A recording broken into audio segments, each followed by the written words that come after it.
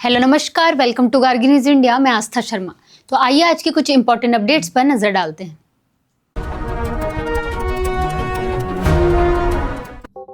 Iran में बढ़ते तनाव और हिंसक प्रदर्शनों के बीच कई भारतीय नागरिक वाणिज्यिक उड़ानों से स्वदेश लौटे हैं। भारतीय दूतावास ने छात्रों सहित सभी भारतीयों से सुरक्षा को प्राथमिकता देने की अपील की है।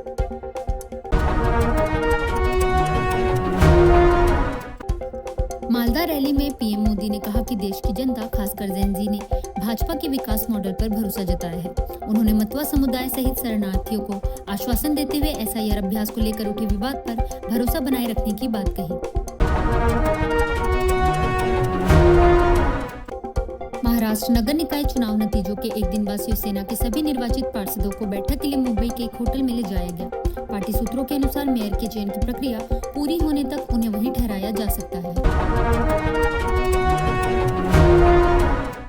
भारत ने दक्षिण अफ्रीका के नेतृत्व में आयोजित नौसैनिक अभ्यास में हिस्सा नहीं लिया क्योंकि इसे ब्रिक्स का संस्थागत गतिविधि कार्यक्रम नहीं माना गया।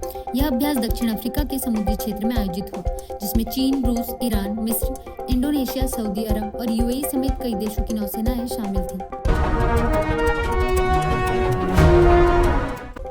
प्रधानमंत्री नरेंद्र मोदी ने कोलकाता और गुवाहाटी को जोड़ने वाली पहली स्लीपर वंदे भारत ट्रेन का उद्घाटन किया। इस अवसर पर पीएम मोदी ने कहा कि यह ट्रेनें मां काली की धरती को मां कामाख्या की धरती से जोड़ रही हैं। साथ ही उन्होंने चुनावी राज्य पश्चिम बंगाल में 3,250 करोड़ की सड़क और रेलवे परियोजनाओं की आधारशिला भी रखी है। कांग्रेस नेता आनंद शर्मा ने कहा कि चुनाव आयोग को अपनी खोई हुई विश्वसनीयता वापस पाने के लिए सुधारात्मक कदम उठाने चाहिए। यह बयान राहुल गांधी के उस आरोप के एक दिन बाद आया जिसमें उन्होंने वोट चोरी को देश विरोधी करार देते हुए चुनाव आयोग पर नागरिकों को गुमराह करने का आरोप लगाया था। भाजपा ने आरोप लगाया है कि ममता बनर्जी पश्चिम बंगाल को बांग्लादेश में बदलना चाहती है। भाजपा नेता संबित पात्रा ने दावा किया कि ममता बनर्जी पश्चिम बंगाल में मतदाता सूची की विशेष गहन समीक्षा प्रक्रिया को असंवैधानिक तरीके से रोकने की कोशिश कर रही है। भारत के मुख्य न्यायाधीश सूर्यकांत ने उत्तर प्रदेश के 6 जिलों में एकीकृत न्यायालय परिसरों की आधारशिला रखी। इस अवसर पर उन्होंने कहा कि आधुनिक कोर्ट कॉम्प्लेक्स पूरे देश के लिए एक मानक बनेंगे। भारतीय सेना ने श्रीलंका में 120 फीट लंबे तीसरे बेली ब्रिज का सफलतापूर्वक निर्माण किया है। इससे पहले जाफना और कैंडी क्षेत्रों में 2 बेली ब्रिज सफलतापूर्वक स्थापित किए जा चुके हैं। राहुल गांधी ने इंदौर जल प्रदूषण घटना के पीड़ितों और उनके परिजनों से मुलाकात की। उन्होंने बॉम्बे हॉस्पिटल में इलाज करा रहे 4 मरीजों से मिलकर उनकी सेहत की जानकारी ली और उनके परिवार के सदस्यों से भी बातचीत की। कांग्रेस ने अमेरिका पाकिस्तान संयुक्त सैन्य अभ्यास को लेकर सरकार पर निशाना साधते हुए कहा कि यह खुद को विश्व गुरु बताने वाली आत्मप्रशंसक कूटनीति के लिए एक बड़ा झटका है। इंस्पायर्ड गैम्बिट 2026 नामक इस अभ्यास के तहत अमेरिकी और पाकिस्तानी सैनिकों ने पब्बी स्थित नेशनल काउंटर टेररिज्म सेंटर में संयुक्त प्रशिक्षण पूरा किया। सरकार 1 लाख आदिवासी पारंपरिक चिकित्सकों को स्वास्थ्य सेवाओं में भागीदार के रूप में औपचारिक मान्यता देगी। जनजातीय कार्य मंत्रालय और ICMR के बीच समझौते से भारत ट्राइबल हेल्थ ऑब्जर्वेटरी की स्थापना होगी। सीबीआई ने 1,621 करोड़ के म्यूल अकाउंट घोटाले में पंजाब एंड सिंध बैंक के पूर्व शाखा प्रबंधकों के खिलाफ मामला दर्ज किया है। जांच में सामने आया कि कई लोगों ने फर्जी केवाईसी दस्तावेज, नकली किराया समझौते और अन्य जाली कागजात तैयार कर इन खातों को खोलने में इस्तेमाल किए।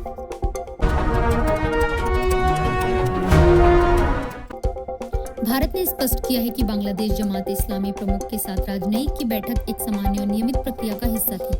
विदेश मंत्रालय ने कहा कि ढाका में राजनीतिक प्रतिनिधियों के साथ बातचीत नियमित कूटनीतिक संवाद का हिस्सा होती है।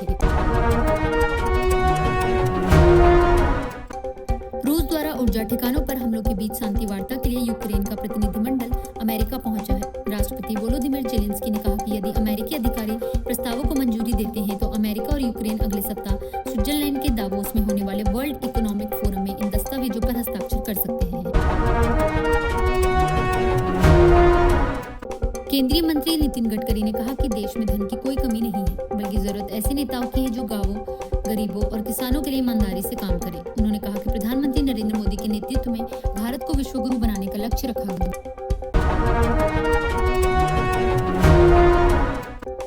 डेनमार्क में अमेरिकी राष्ट्रपति डोनाल्ड ट्रंप के खिलाफ हैंड्स ऑफ ग्रीनलैंड के नारे के साथ हजारों लोगों ने विरोध प्रदर्शन किया। सोशल मीडिया के जरिए कोपेनहेगन सहित आरहुस, ऑलबोर्ग, ओंडेस और ग्रीनलैंड की राजधानी नूक में आयोजित मार्च और रैलियों में बड़ी संख्या में लोग शामिल हुए। तमिलनाडु के मुख्यमंत्री ने त्यागी इमैनुअल सेक्रन की प्रतिमा का अनावरण किया और परमकुडी में मणिमंडपम का उद्घाटन किया। सेक्रन के परिजनों की मांग के बाद राज्य सरकार ने इसके लिए धन आवंटित कर परियोजना को मंजूरी दी थी। ईरान के सर्वोच्च नेता अयातुल्ला अली खामेनेई ने ईरानियों को नुकसान, जानमाल की क्षति और बदनामी के लिए अमेरिकी राष्ट्रपति डोनाल्ड ट्रंप को अपराधी जताया। उन्होंने कहा कि ईरान विरोधी हालिया साजिश अलग थी, क्योंकि इसमें अमेरिकी राष्ट्रपति स्वयं सीधे तौर पर शामिल हो गए थे। भारत ने ईरान में हिरासत में लिए गए 16 भारतीय नाविकों को लेकर कड़ा रुख अपनाया है। भारत सरकार लगातार काउंसुलर एक्सेस यानी दूतावास के जरिए मुलाकात और मदद की मांग कर रही है, लेकिन अब तक इसकी अनुमति नहीं दी गई है।